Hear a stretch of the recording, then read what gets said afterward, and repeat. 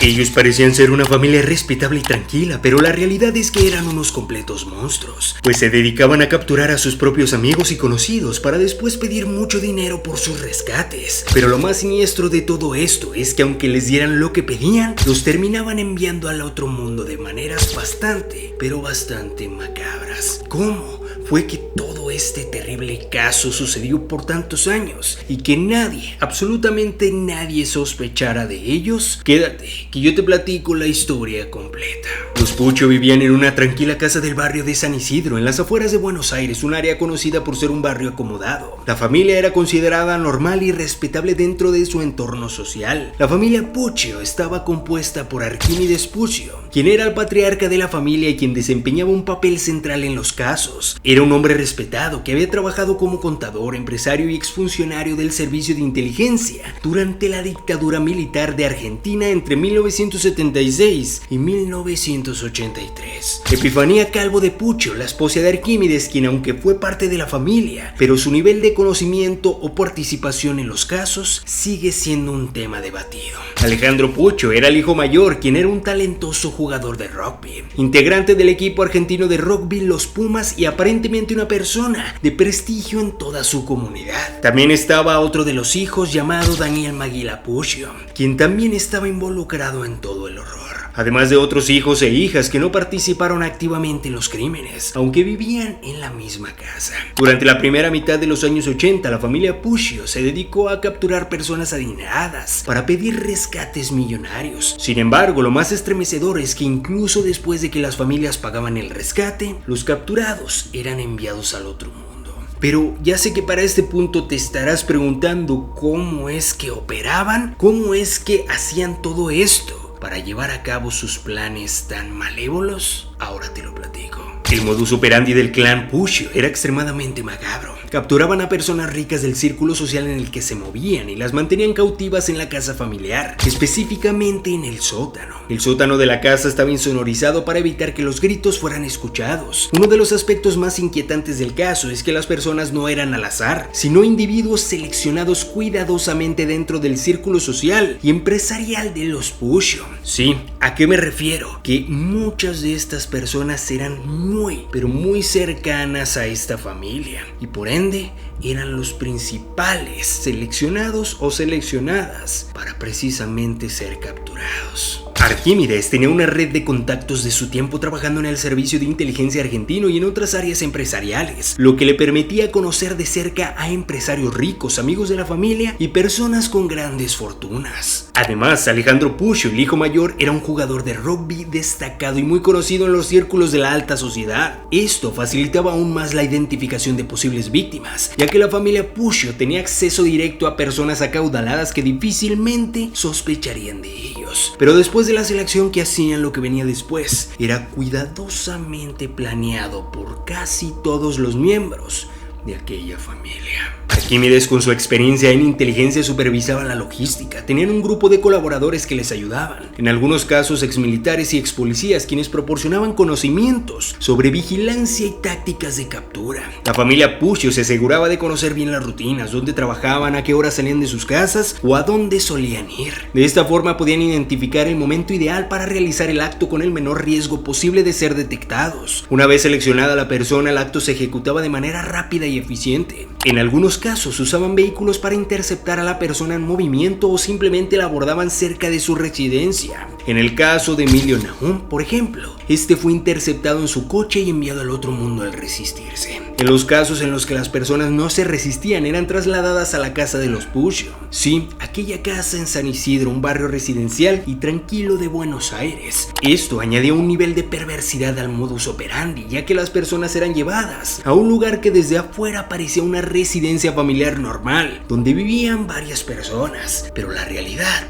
era mucho más perturbadora. El sótano de la casa de los Puccio estaba especialmente preparado para mantener a las personas. Este sótano ubicado bajo la casa familiar estaba insonorizado para evitar que los gritos o ruidos pudieran ser escuchados por vecinos o transeúntes. Además, el espacio estaba habilitado para mantener a las personas en condiciones deplorables, con restricciones de movimiento y sin acceso a la luz natural. Además, eran mantenidas allí durante días, semanas o incluso meses, mientras la familia negociaba con sus parientes el rescate. Durante este tiempo, las personas capturadas vivían bajo condiciones extremadamente crueles, muchas veces sin tener claro si serían liberadas o serían enviadas al otro mundo. Este modus operandi lo hicieron infinidad de veces, sin que absolutamente nadie sospechara de ellos. Una vez la persona estaba segura en el sótano, Arquímedes Puccio comenzaba las negociaciones con las familias. Llamaba para exigir sumas millonarias y en algunos casos las familias cumplían con el pago de manera casi inmediata, con la esperanza de que sus seres queridos fueran liberados. La habilidad de Arquímedes para negociar estaba basada en su experiencia previa con el servicio de inteligencia. Sabía cómo manejar el tiempo y las amenazas de forma que las familias no sospecharan que la persona ya podría haber sido enviada al otro mundo o que no sería liberada. Pero lo más aterrador de este modus operandi, incluso después de recibir el rescate, era que en la mayoría de las veces las personas que tenían capturadas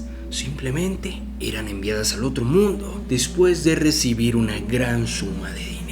Arquímedes tomaba la decisión de eliminar a las personas para evitar cualquier testigo que pudiera implicarlos en los casos. Tras acabar a las personas, el clan se deshacía de ellos, arrojándolos en lugares apartados, lo que dificultaba su recuperación o identificación inmediata. Uno de los aspectos más siniestros de todos estos casos es que mientras cometían estos actos horrendos, la familia Puccio mantenía una fachada de normalidad en su vida diaria. Arquímedes seguía con sus actividades empresariales, Alejandro jugaba al rugby y tenía una vida social activa, y la familia mantenía relaciones cordiales con los vecinos y amigos, como si nada malo estuviera pasando en el sótano de su casa, aunque la realidad era mucho más aterradora. La casa de los Puccio era visitada regularmente por personas que no sospechaban nada, incluso mientras tenían a alguien en el sótano. Esta capacidad para mantener una doble vida es lo que permitió que los Puccio pudieran continuar con el horror durante varios años sin ser detectados. Sin embargo, no todo es para siempre, y afortunadamente esta familia caería en prisión. La captura de Nélida Bolini de Prado en 1985 fue el error que llevó a la caída del clan Puccio. Durante su cautiverio, la policía ya estaba siguiendo los movimientos de la familia debido a investigaciones anteriores. Aunque la negociación del rescate había comenzado, las autoridades estaban cada vez más cerca de descubrir la operación. En un operativo policial, la casa de los Puccio fue allanada y Nélida de Prado fue rescatada con vida, lo que permitió arrestar a toda la familia y desenmascarar a uno por uno. Arquímedes Puccio, el padre, en 1985 fue sentenciado a prisión perpetua. Fue encarcelado junto con algunos de sus hijos, quienes también fueron implicados en los casos. Arquímedes pasó varios años en prisión, aunque su salud se deterioró con el tiempo. Y sorprendentemente, en 2008 Arquímedes fue liberado después de haber cumplido más de 20 años de condena. Su liberación generó críticas por parte de algunos sectores de la sociedad que consideraban que no debería haber sido liberado por todo lo que había hecho. Pero tras su liberación, Arquímedes vivió de manera discreta en la provincia de La Pampa y dejó este mundo en 2013, a los 84 años de edad. Por su parte, Alejandro Puccio, el hijo mayor de Arquímedes, fue arrestado junto con su padre y sentenciado a prisión por su participación. Durante su tiempo en prisión, Alejandro intentó dejar este mundo en varias ocasiones, hasta que finalmente en el año del 2008 logró partir de este mundo lanzándose desde el 5º piso de un hospital donde estaba recibiendo tratamiento. Daniel Maguila Puccio, el hijo que le seguía tras la detención de su familia, Daniel huyó a Brasil, donde vivió durante varios años con una identidad falsa. Sin embargo, fue arrestado en 1999 y condenado a varios años de prisión, pero fue liberado en el 2011, tras cumplir su condena. Desde entonces ha mantenido un perfil bajo, alejándose del ojo público. Por su parte, las hijas de Arquímedes, Silvia y Adriana, no fueron acusadas de participar directamente en los casos y no fueron sentenciadas a prisión. La madre, Silvia Puccio, aunque no fue condenada, se sospechaba que Silvia podía haber sabido todo lo que pasaba debido a que vivía en la misma casa donde ocurría todo el horror. Sin embargo, no se encontraron pruebas suficientes para incriminarla. El hijo menor, Guillermo, no estuvo implicado en los casos ya que era demasiado joven en ese momento. Por lo tanto, ha vivido una vida alejada de la atención pública y no estuvo involucrado en los procedimientos judiciales. Sí, aquella familia que parecía ser muy acaudalada, muy acomodada, con personalidades que en la calle podrías pensar que son una persona correcta, pero que lamentablemente ocultaban macabros, pero muy macabros secretos. El caso ha sido objeto de libros, documentales y en el 2015 se lanzó una película titulada El Clan, dirigida por Pablo Trapero, que recrea la historia de los Puccio, mostrando la manipulación de Arquímedes y la presión sobre sus hijos para participar en estos actos. El caso de los Puccio sigue siendo uno de los ejemplos más oscuros en la historia criminal de Argentina.